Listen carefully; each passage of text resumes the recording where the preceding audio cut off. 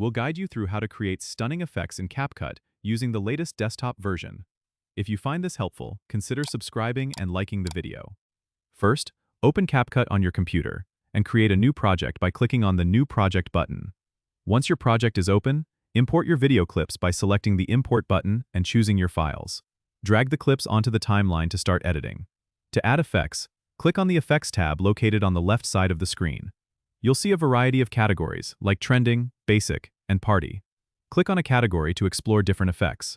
When you find an effect you like, simply drag it onto the clip in the timeline.